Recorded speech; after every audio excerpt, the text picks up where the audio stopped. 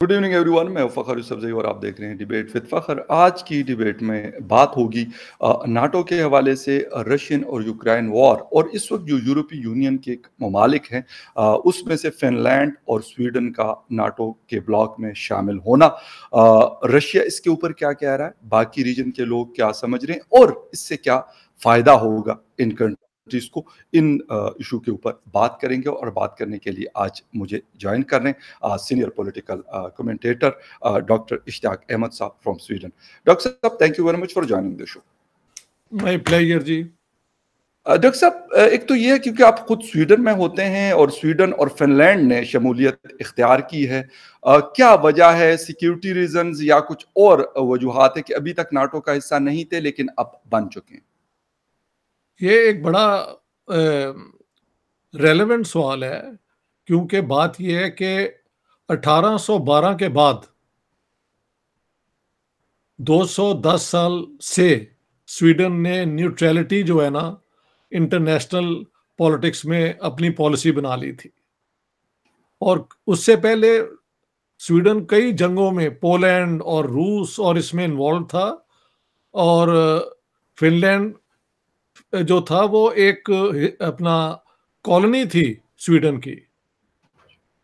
Sweden की मैं बात कर रहा हूँ। Sweden was a great imperialist power जो पोलैंड के अंदर भी एक्सटेंडेड थी, रशिया के अंदर भी थी, फिनलैंड इसका एक प्रोविंस था।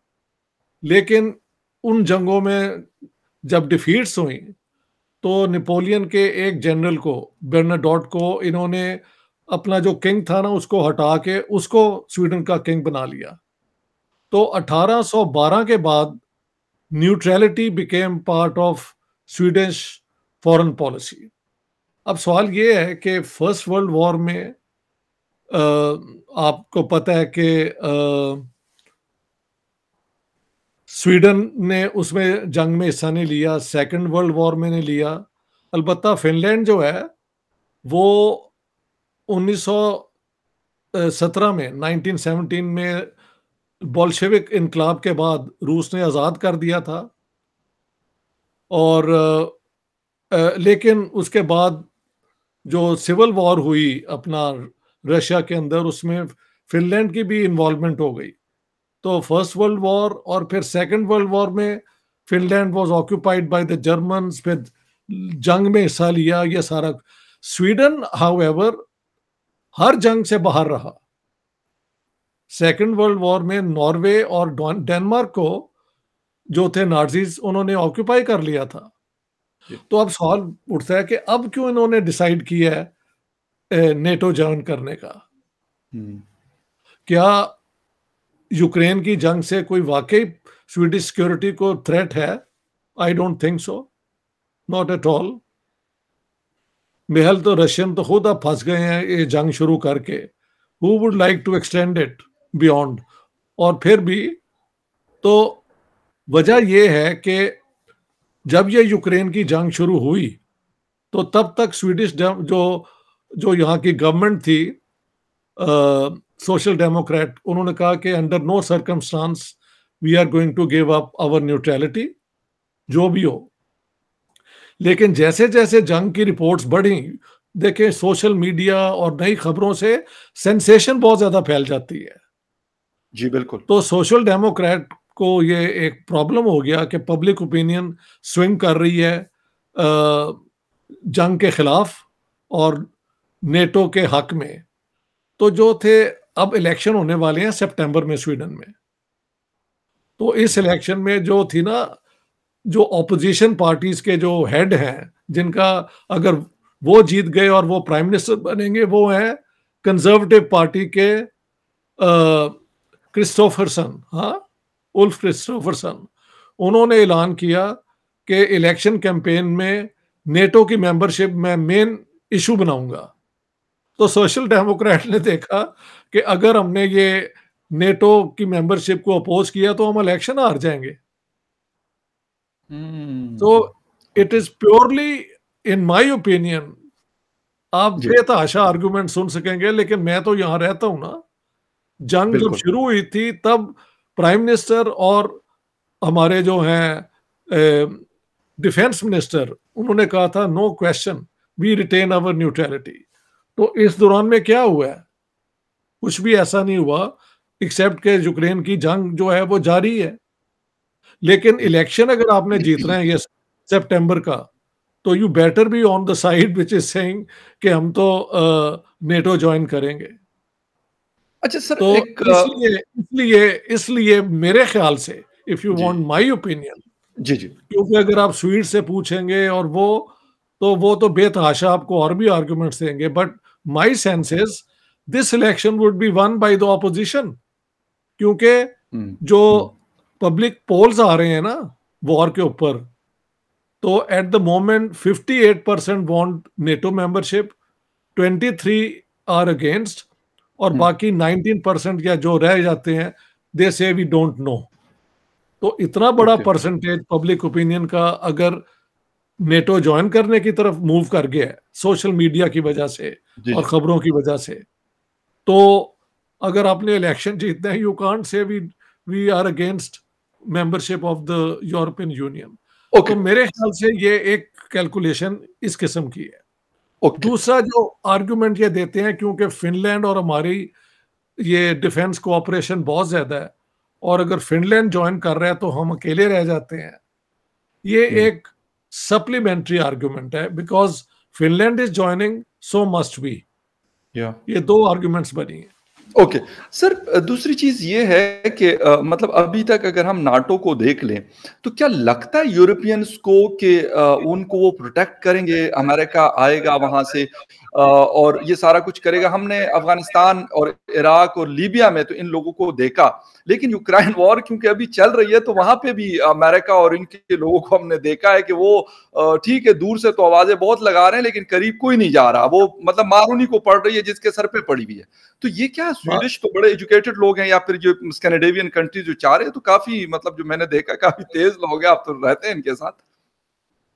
देखिए, एक और बात है, मैंने यहाँ पे जब मैं सिपरी में काम करता था ना, स्वीडिश जी, जी। इंटरनेशनल पीस रिसर्च इंस्टीट्यूट, जिसकी आप भी जिक्र करते हैं, जी, बिल्कुल। वो आर्म्स प्रोडक्शन, और ये एक दफा हमारी डिस्कशन भी हुई है। बिल्कुल सर। तो ये हमें 1976 में ले गए एक एक्सरसाइज पे, जी, स्वीडिश एक्सरसाइज, डिफेंस एक्सरसाइज। तो जो वहाँ के इनके ऑफिसर्स थे और उन्होंने जो जंग की वो पोजीशन दिखाई, वो ईस्ट की तरफ से जंग हो रही थी। राइट। तो तब भी मैंने कहा था कि स्वीडिश न्यूट्रलिटी तो सिर्फ नाम की है, सारा प्रेपरेशन इनकी डिफेंस का तो अगेंस्ट रशिया है, जो उस जमाने में सोवियत यूनियन होता था। तो जब सोवियत यूनियन और कम्युनिज्म की थ्रेट भी खत्म हो गई है, तब भी आप जब इतनी दोनों तरफ से न्यूक्लियर वेपन्स और ये जी, 6-6 हजार लोगों हो गए थे, हाँ जी, तो तब तो स्वीडन ने कहा कि नहीं, वी विल रिमेन न्यूट्रल, और हम डिसआर्मामेंट के हक में अपनी मूवमेंट चलाएंगे, न्यूक्लियर डिसआर्मामेंट की। तो तब तो ये इन्होंने ज्वाइन नहीं किया। अब क्यों कर रहे हैं? मैंने आपको जो बताया है, सच्ची जी, बात यह है कि ये it is an election calculation. एक और आपने सवाल किया था कि इराक और अफगानिस्तान में तो जी। किसी और ने, वहां बात है कि उनके पास न्यूक्लियर वेपन नहीं थे, इसलिए हुँ, रशिया के साथ जंग होगी, और अगर ये आ जाएंगे तो फिर न्यूक्लियर वेपन्स भी तो इस्तेमाल हो सकेंगे ना, इसलिए बिल्कुल। ये नहीं आ रहे। फर्क है, ओके, राइट। ये फर्क है ना। बिल्कुल, इराक क्या कर सकता था, या अफगानिस्तान, व्हाट कुड दे बिल्कुल, यूज बिल्कुल। Against the Americans? लेकिन एब्सोल्युटली रशिया राइट। के साथ तो ये नहीं हो सकता, ये वजह है। एब्सोल्युटली, क्योंकि एक मतलब फॉर्मर सुपर पावर है और इस वक्त भी एक अच्छी मजबूत पोजीशन का लग रहा है। सर, दूसरी बात, एक चीज आपसे समझने की कोशिश करूंगा कि टर्की को क्या मसला है कि अगर नाटो में फिनलैंड और स्वीडन जा रहे हैं, तो उन्होंने बड़ी तनकीद की और बाकायदा उन्होंने धमकियां दी हैं कि आप ना जाएं। इसकी क्या वजह है सर? उसकी वजह है, ये है कि स्वीडन के अंदर टर्किश, इराकी, ईरानी जो हैं, ये अपना रेफ्यूजीज बहुत ज्यादा हैं, जी, और जो कुर्दिश नेशनल मूवमेंट के साथ किसी तरीके से एसोसिएटेड है, जी, जिनमें से एक बहुत बड़ी तंजीम जो है पीकेके है। उनकी जो एक, जिसको महल यूएन ने, अमेरिका ने, यूरोपियन यूनियन ने भी टेररिस्ट करार दिया है।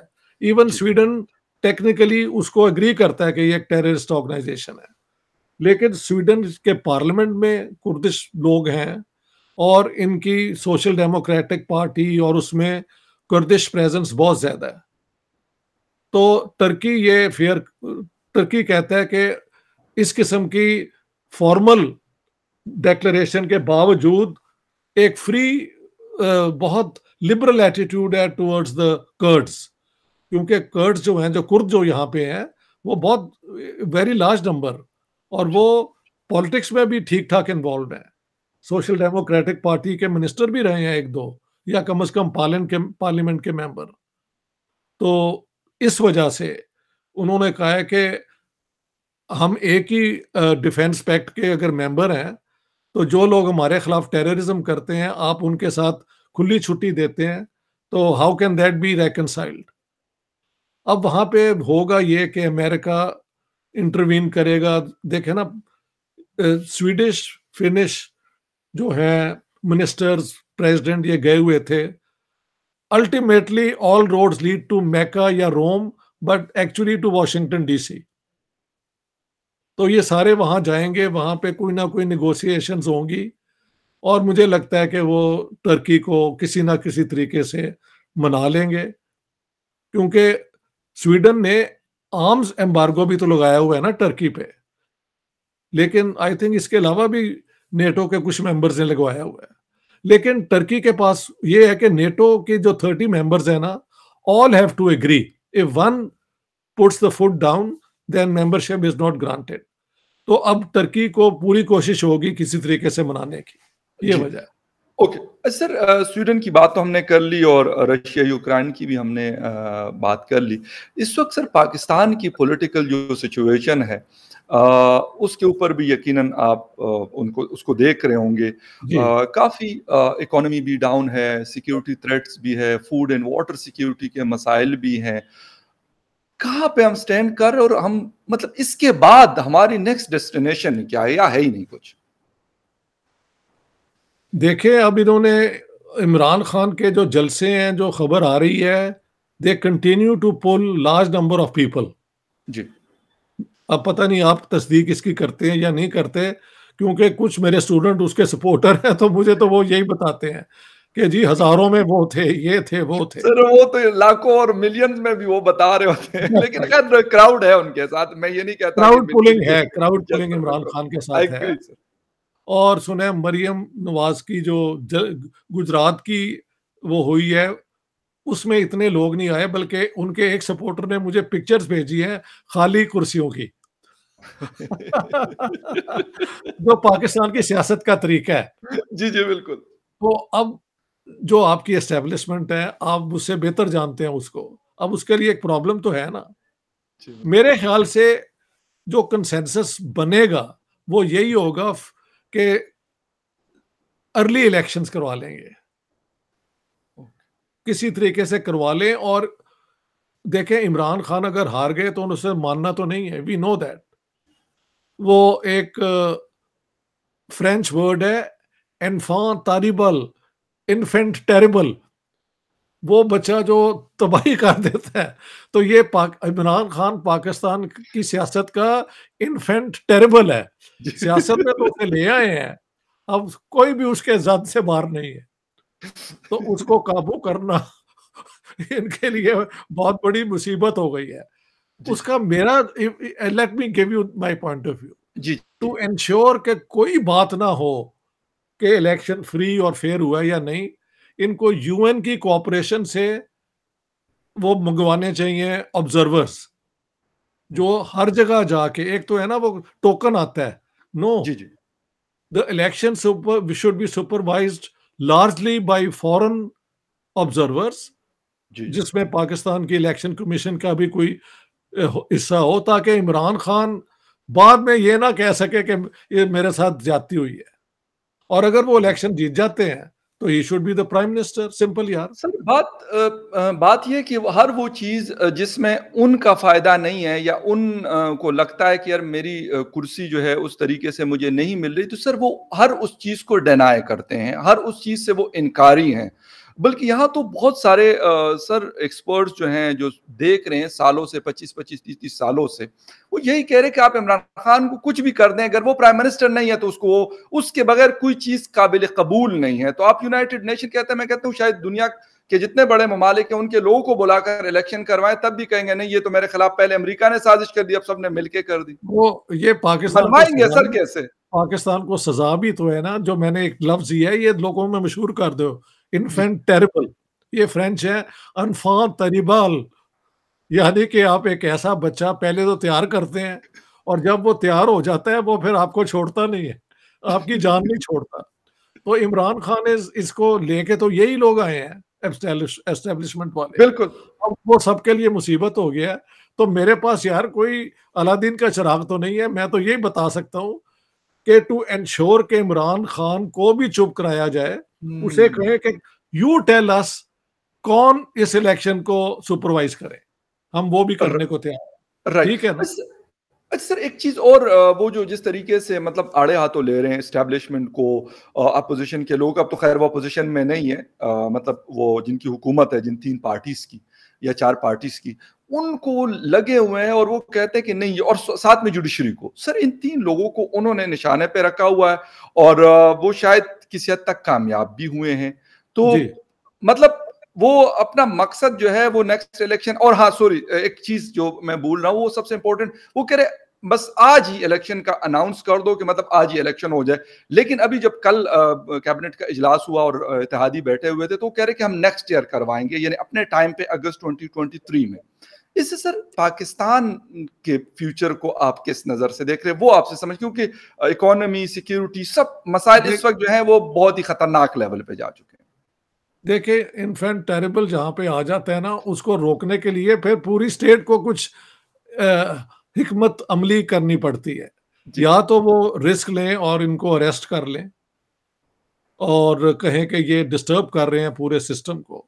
जी। लेकिन जितनी इमरान खान की पॉपुलैरिटी है वो आसान नहीं होगा, और महल जनरलों के अंदर भी तो एक डिस्ट होगी ना वो प्रॉब्लम, कि अगर बाद में हमें हमारी ये पॉलिसी फेल हो गई and Imran Khan is still creating trouble, तो फिर हमारा क्या बनेगा? तो पाकिस्तान का ये जो फेज है ना, ये बिल्कुल अंडरस्टैंडेबल है।